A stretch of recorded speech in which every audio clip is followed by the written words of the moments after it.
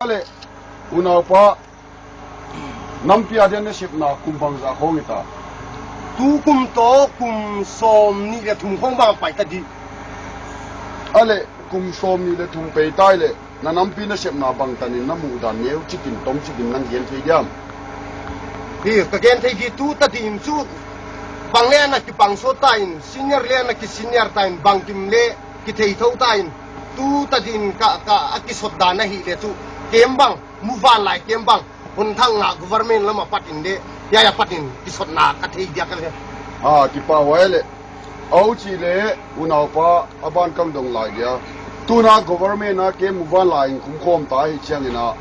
ale government to political talk nei thei din muna nei changina ki pa wa ya nampina ale bangyam chin government to kiau lem thei lo na umile bangdin muna ding na umwale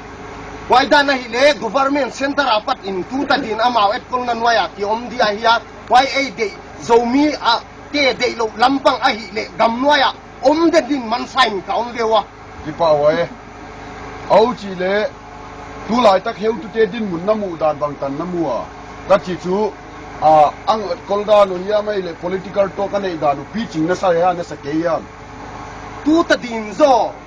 i hoi lel heu tu ten le banga angai danu hoi ka sama ma mo on pui hoi ma lai we tu ta din zo wal zol na pathian he pi na zarin mo bai to lel hoi lel ale nang le ki pawe nang le command khat din muna ding ta heu tu khara ding ta nei changina izo gama government bangyam idiman isu min jin wai idiman isu pe nu kha nial na yam bang nang mele inaw pang tengu zo gama dia man san aum thei diam na naw pang tengu naw pang teng chu ke sa le hu kal zo hi